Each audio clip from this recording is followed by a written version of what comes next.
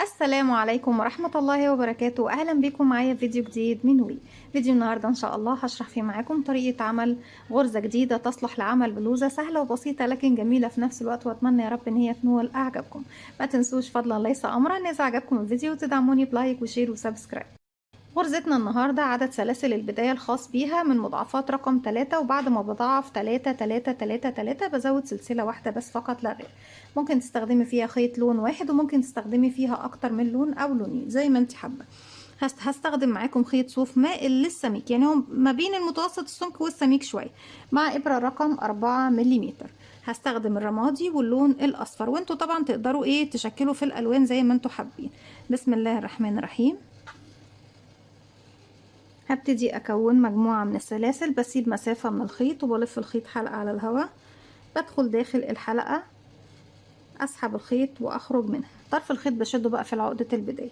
عشان ابتدي اكون مجموعة سلاسل بيكون عندي على الابرة حلقة، بلف الخيط واخرج منها. بسم الله، 1 2 3، ارجع 1 2 3 1 2 3 1 2 3 1 2 3 1 2 3، وفي النهاية بزود سلسلة واحدة بس يا بنات اللي هي زيادة عندنا. طيب ببتدي اشتغل السطر الاول كله اعمدة. هسيب 1 2 3 وبعتبرهم عمود، وهسيب رقم 4 لان هي اللي ارتفعت منها العمود الاول، واروح لرقم 5 وابتدي اشتغل غرزة عمود بلفة واحد. ازاي بشتغله؟ بيكون عندي على الابرة حلقة، بلف لفة واحدة اصبح معايا حلقتين. هدخل في الحلقة الخلفية الباك لوب، اسحب الخيط واخرج. معانا على الابرة 3 حلقات، بلف الخيط واخرج من حلقتين، يتبقوا 2 بلف الخيط واخرج منهم. كده عمود 2، وبكمل فوق كل غرزة بتقابلني غرزة عمود بلفة واحد. بدخل في الحلقة الخلفية الباك لوب من السلسلة، وبكمل السطر كله بغرزة عمود بلفة لغاية ما بوصل لنهاية السطر. بكده بيكون خلص السطر الاول معايا كله، وده بيكون سطر تأسيس يا بنات. هرتفع بسم الله 1 2 3 سلسلة، وهعتبرهم عمود بلفة واحد. هلف شغل الناحية التانية، هبتدي ألف الخيط على الإبرة لأني بشتغل غرزة عمود بلفة. بس فين يا بنات؟ أنا أول فراغ اشتغلت فوقيه 3 سلاسل، هسيب بعد منه 1 2، أنا باخدش سلاسل من فوق بعد العمود اللي اشتغلته. هسيب أول واحدة لأني اشتغلت فوقيها، واسيب 1 2، وفي رقم 3 بدخل بشتغل صدفة مكونة من 2 عمود 2 سلسلة 2 عمود بلفة في نفس الفراغ. ده 1 2 1 2 سلسلة، كمان مرة في نفس الفراغ 1 2. من فوق ما باخدش اي مسافة سلاسل، بسيب من تحت 1 2، وفي رقم 3 بشتغل صدفة فيها عمودين سلسلتين عمودين.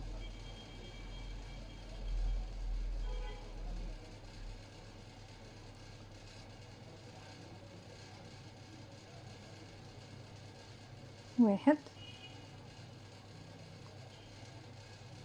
اتنين، بكرر سلسلة. من فوق ما بناخدش اي مسافات، بسيب من تحت فراغين، كنت اقول لكم سلسلتين، بسيب فراغين من تحت لان احنا دلوقتي خلاص في سطر فيه غرز مش سلاسل.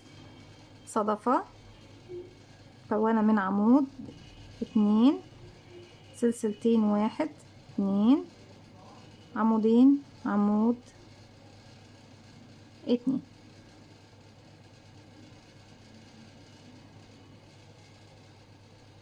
من فوق ما باخدش سلاسل، بسيب من تحت 1 2، واروح اشتغل صدفة 1 2 سلسلتين 1 2 في نفس الفراغ 1 2. بالشكل دوت خلاص وصلت لنهاية السطر. من فوق ما باخدش اي مسافات، هلف الخيط على الابرة، بسيب فراغين، وفي اخر سلسلة ارتفاع عندي بدخل اخد منها حلقتين واشتغل عمود بلفة واحد زي ما احنا شايفين بالشكل دوت. بيكون السطر التاني معايا كله بنفس الطريقة دي زي ما احنا شايفين يا بنات. السطر التالت بيكون تكرار للسطر رقم 2، مع اختلاف طبعا ان احنا بنشتغل بقى داخل الصدفات نفسها. برتفع 3 سلسلة 1 2 3، وهلف شغل الناحية التانية، بسيب العمودين وبروح داخل السلسلتين اشتغل صدفة جديدة. فيها عمودين سلسلتين عمودين كده، 1 2 1 2 كمان في نفس الفراغ 1 2. ما باخدش مسافات من فوق، بلف الخيط على الابره وبروح للصدفه مكان السلسلتين مباشره، بشتغل صدفه زيها. 1 2 1 2 كمان 1 2. هنروح للصدفه ما بين السلسلتين، نشتغل صدفه عمودين سلسلتين عمودين.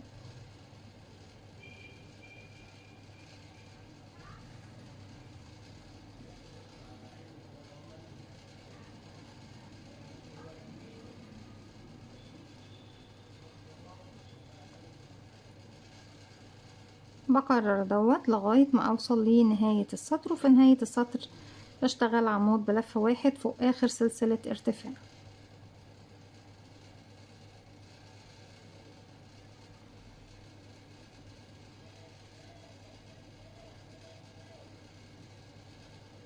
عندي هنا اخر سلسلة اهي، بعد 1 2 ودي رقم 3.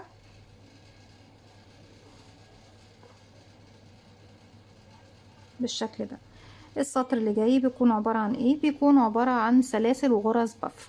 هشتغل عمود بلفة يعني ارتفاع 3 سلاسل، 1 2 3، وبعد منه 3 سلاسل كمان، 1 2 3، يعني ببتدي السطر بتاعي ب6 سلسلة. هروح اشتغل غرزة بف داخل السلسلتين، هلف الخيط على الابرة وبدخل داخل السلسلتين بالشكل ده، اسحب الخيط واخرج واسحب لفوق لنفس الارتفاع اللي انا واقفة فيه. هلف الخيط وادخل اسحب واخرج كده مرتين.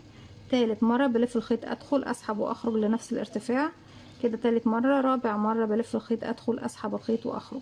بيكون عندي على الابرة 1 2 3 4 5 6 7 8 9. هلف الخيط واخرج من 8، بقوا 2 هلف الخيط واخرج منهم.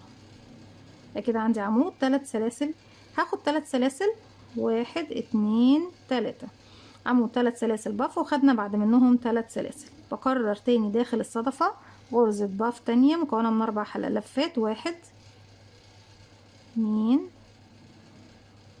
3 4 9 حلقات على الإبرة. بلف الخيط واخرج من كل الحلقات ما عدا الأخيرة، اتبقى لي 2 هلف الخيط واخرج منهم. 3 سلاسل، 1 2 3، وغرزة بف داخل الصدفة مكونة من 4 لفات.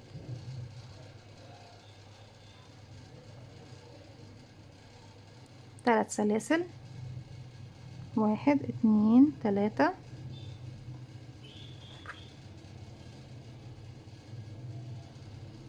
داخل الصدفة بف مكونة من 4 لفات.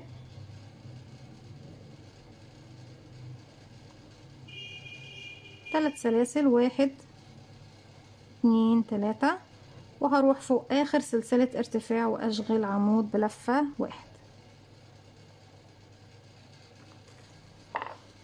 زي ما احنا شايفين. بيكون شكل غرزتنا، ولسه طبعا ما خدتش الشكل بتاعها النهائي.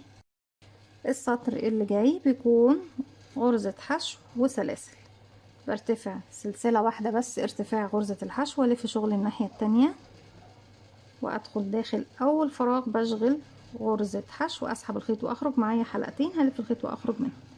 3 سلاسل، 1 2 3، فوق غرزة الباف نفسها بدخل واشغل غرزة حشو 1 سنجل كروشيه. 3 سلاسل، 1 2 3، فوق غرزة الباف غرزة حشو 3 سلسلة، 1 2 3، غرزة حشو فوق الباف 1 2 3، غرزة حشو فوق غرزة الباف 1 2 3. هعد بقى من السلاسل اللي عندي تحت 1 2 3، وفي رقم 4 بدخل اخد منها حلقتين واشغل غرزة حشو. كده بتكون المرحلة الاولى يا بنات خلاص انتهت. هبتدي بقى اضيف لون جديد واكرر نفس اللي انا اشتغلته تحت. السطر الاول مجرد تأسيس، مش بعتبره معايا من العدد خالص. ابتدي اكرر بقى السطر رقم 2 و3 و4 و5. يعني تفضلي تكرري بقى السطر من 2 ل5 لغايه ما توصلي لنهايه البلوزه. وممكن تعملي منها كوفيه، ممكن تعملي منها شال مستطيل، ممكن تدخليها كستاره، هتكون حلوه جدا وجميله. هبتدي انا اكرر دلوقتي معاكم السطر رقم 2، وبعد كده هكرر مع نفسي السطور الباقية ونشوف نتيجة الشغل بتاعنا ايه. لما بكون هغير اللون يا بنات للون جديد بغيره في نهاية الغرزة الأخيرة. عشان كده رجعت الغرزة دي يكون معايا حلقة، بدخل السلسلة رقم 4، أسحب الخيط وأخرج معايا كده على الإبرة حلقتين، هسيب بقى الخيط اللي أنا مش محتاجاه وابتدي أسحب اللون الجديد. هألف حلقة على الهواء، أدخل داخل حلقة، أسحب الخيط وأخرج منها وأقفلها عقدة بداية. هسحب الحلقة باللون الجديد من تحت الحلقتين الموجودين عندي على الإبرة. هرتفع 1 2 3 وبعتبره عمود بلفة 1. وهروح فين يا بنات؟ شايفين فوق غرزة الحشو هدخل اشتغل صدفة مكونة من 2 عمود 2 سلسلة 2 عمود بلفة. 2 1 2 كمان في نفس الفراغ 1. بسم الله الرحمن الرحيم. 2 هسيب ال3 سلاسل واروح فوق الحشو اشتغل صدفة عمودين سلسلتين عمودين. 1 2 1 2 كمان في نفس الفراغ 1 2. مباشرة بروح فوق الحشو اشتغل 2 عمود 2 سلسلة 2 عمود 2 عمود 2 سلسلة 2 عمود. فوق اخر غرزة بشتغل غرزة عمود بلفة 1. وبكرر بقى السطر رقم 3 صدفات زي السطر ده بالظبط هو. والسطر رقم 4 ببتدي ب6 سلسلة غرزة باف فوق كل سلسلتين من صدفة، 3 سلاسل باف 3 سلاسل باف 3 سلاسل باف 3 سلاسل عمود بلفة. السطر الاخير بيكون حشو، يعني برتفع سلسلة وبشتغل حشو اول فراغ، 3 سلاسل حشو 3 سلاسل حشو فوق الباف 3 سلاسل حشو 3 سلاسل حشو 3 سلاسل حشو. هكمل المرحلة التانية كلها زي ما قررناها مع بعض وارجع لكم تشوفوا شكل غرزتنا النهاردة ايه مع بعض. رجعت لكم تاني بعد ما كررت نفس المرحلة اللي اشتغلناها مع بعض كمان مرة. بالشكل ده بكون وصلت لنهاية الفيديو النهاردة. وفكرة فيديوهنا النهاردة غرزة تصلح لعمل بلوزة او كوفية او شال، وممكن ندخلها كمان في المفروشات، جميلة جدا، واتمنى يا رب ان هي كمان تكون جميلة بالنسبة لكم. فضلا ليس امرا، ما تنسوش اذا عجبكم الفيديو تدعموني بلايك وشير وسبسكرايب، واستنوني فيديو جديد من وي. ومتنسوش كمان تفعلوا زرار الجرس يوصلكم مني كل جديد. السلام عليكم ورحمة الله وبركاته.